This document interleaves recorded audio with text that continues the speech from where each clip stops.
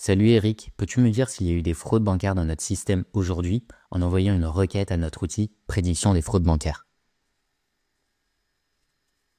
Bien sûr, je peux le faire.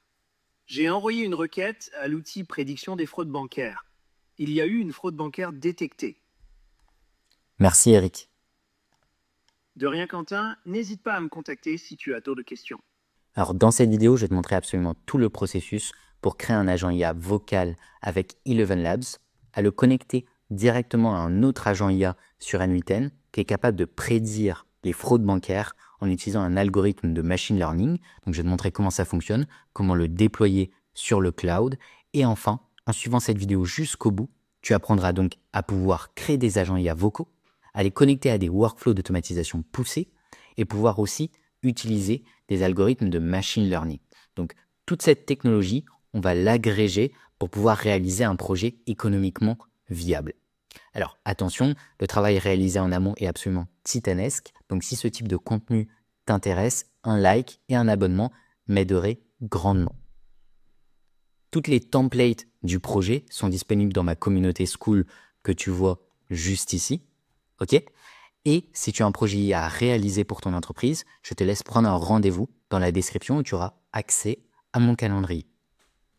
Les technologies nécessaires pour réaliser ce projet.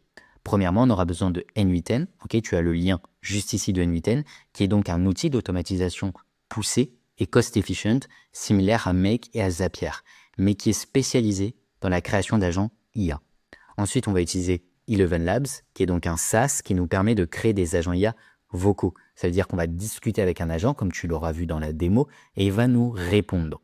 Ensuite, on aura aussi besoin d'utiliser AWS, qui est donc le cloud de tonton Bezos, pour déployer et entraîner nos modèles de machine learning. Concrètement, dans cette vidéo, on va premièrement regarder qu'est-ce que c'est que les agents IA et qu'est-ce que c'est que le machine learning. Okay, donc, je vais vous introduire au concept nécessaire. Ensuite, je vais vous montrer concrètement comment utiliser un agent IA vocal en utilisant Eleven Labs. Je vais vous montrer comment créer les workflows sur N8N nécessaires pour le projet. Je vais vous montrer effectivement comment fonctionnent les algorithmes de Random Forest, qui est donc l'algorithme qu'on va utiliser pour pouvoir prédire les fraudes bancaires. Je vais vous montrer comment télécharger le dataset qui est gratuit. Je vais vous montrer comment entraîner le modèle. Ensuite, je vais vous montrer comment déployer effectivement tous ces éléments sur le cloud. Donc ça va nous permettre d'agréger la technologie et de réaliser un problème complexe. Concept numéro 1, c'est quoi les agents IA? Donc pour cela, j'ai réalisé un micro-schéma. Donc vous connaissez probablement les LLM tels que GPT. On leur donne un input. Cet input, c'est un texte. Okay, il va le process et après il va ressortir une réponse qui est aussi un texte. La différence avec les agents IA, c'est que l'input, c'est un trigger. Okay, donc ça peut être un texte, ça peut être un vocal, ça peut être une action sur un autre logiciel, ça peut être automatisé par exemple toutes les heures, toutes les minutes, etc. etc. C'est un trigger. Ensuite, le process, ça va être l'agent IA en lui-même et il va output des actions. Okay, donc, il va pouvoir prendre des actions. Donc, ma compréhension des agents IA, c'est un système qui est capable de prendre en compte tout son environnement qu'on aura configuré par nous-mêmes pour pouvoir réaliser un objectif à travers des actions. Donc, pour passer du point A au point B. Concept numéro 2. Les algorithmes de machine learning.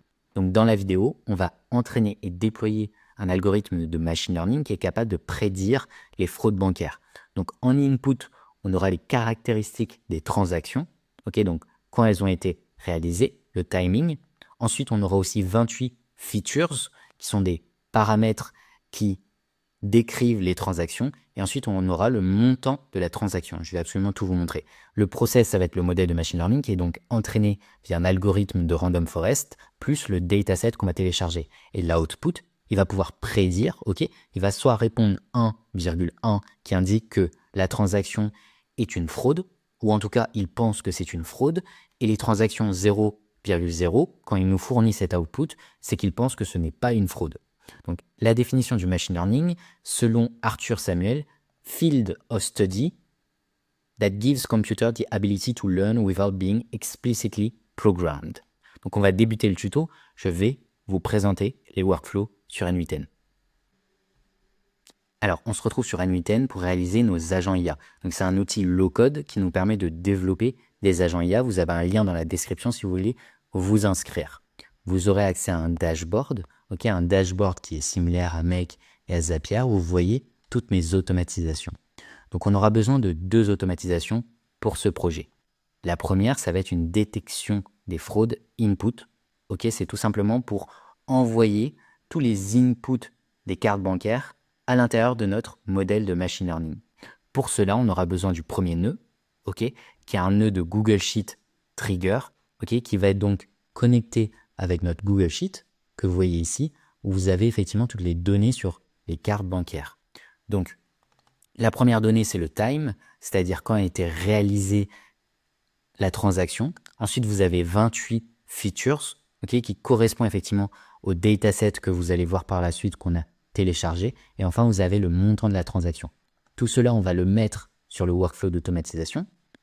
On va edit field via un nœud qui va nous permettre de récupérer uniquement le JSON. Donc, on va prendre le time. Ensuite, on va prendre les 28 features qu'on va transformer, qu'on va envoyer à l'intérieur de notre nœud HTTP. Ce nœud HTTP, il est connecté à notre algorithme de machine learning qui a été déployé dans le cloud, que je vais vous montrer par la suite, via une méthode en post. Il va envoyer les différentes caractéristiques que vous voyez sur ce fichier. Il va l'envoyer activement, on va tester, vous allez voir. Une fois qu'il a envoyé, il va permettre de prédire. Donc, il récupère à gauche, vous voyez les différentes données, et il va prédire si oui ou non c'est une fraude. Donc, quand c'est écrit 1, c'est qu'il prédit que c'est une fraude, et quand il écrit 0, c'est qu'il prédit que ce n'est pas une fraude. On peut mettre absolument autant de données que vous voulez juste ici. J'avais juste un peu la flemme d'en mettre 50, 100 à la main. Une fois que c'est fait, il va update à nouveau le Google Sheet. Vous voyez ici la feuille numéro 2. J'ai indiqué les précisions pour pouvoir le réutiliser dans le deuxième workflow dont on aura besoin. Donc le deuxième workflow dont on aura besoin, c'est un agent IA. Comme vous voyez ici, c'est écrit AI Agent. Donc si vous voulez créer un agent IA, vous faites plus. Vous cliquez IA. Et vous voyez agent IA. Donc quand vous cliquez sur agent IA, il va vous permettre par la suite d'insérer tous les tools nécessaires pour créer l'agent IA en question. Donc nous, ce dont on aura besoin, c'est premièrement un input, un webhook. Le webhook, ça va être notre agent sur Eleven Labs, celui avec lequel vous m'avez vu discuter, qui va envoyer à cet agent IA la question, est-ce qu'il y a eu des fraudes bancaires? Donc là, on a le prompt en question de l'agent, que vous voyez juste ici. Vous êtes un agent IA intelligent, blablabla, blablabla. Définissez s'il y a des fraudes. Si sur le fichier Excel, c'est écrit 1,1, c'est une fraude. Si c'est écrit 0,0, ce n'est pas une fraude. Une fois que c'est fait, ce qu'il va faire, c'est qu'il va interpréter via GPT. Donc, il faut connecter un chat modèle.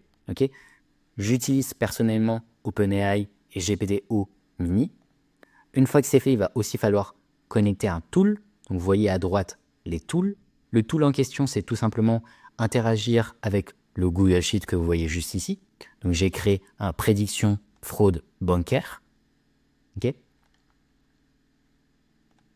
Et enfin, il va répondre à l'agent de Eleven Labs en renvoyant un webhook.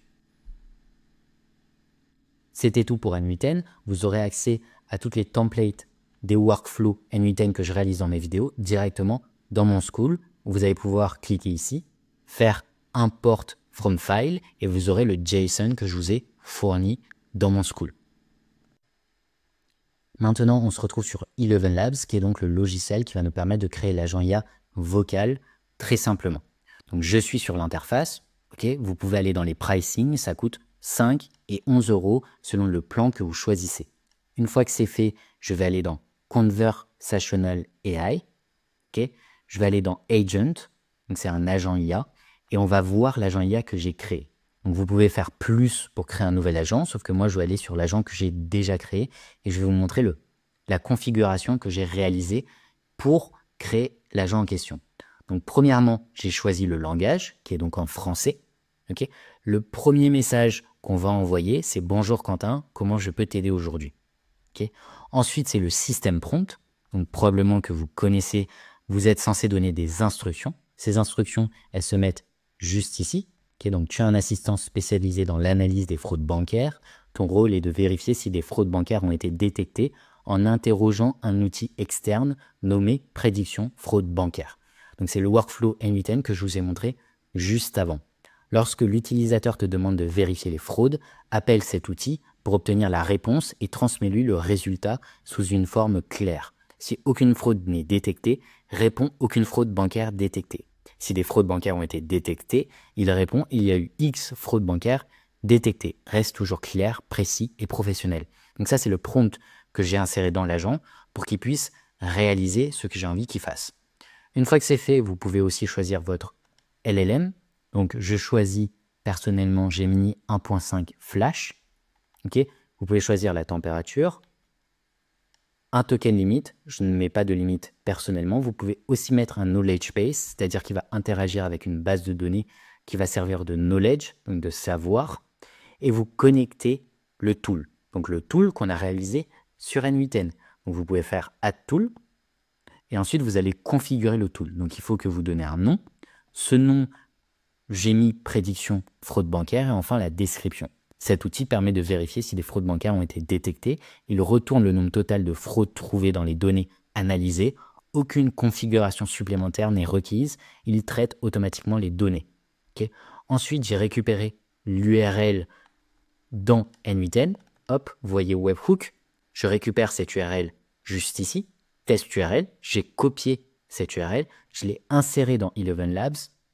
J'ai choisi la méthode, j'ai mis post. Okay. Une fois que c'est fait, on va aussi aller dans la description. Je vais mettre cette description.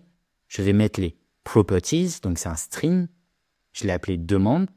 Et j'ai mis à nouveau une description qui veut dire demande de prédiction des fraudes bancaires du client.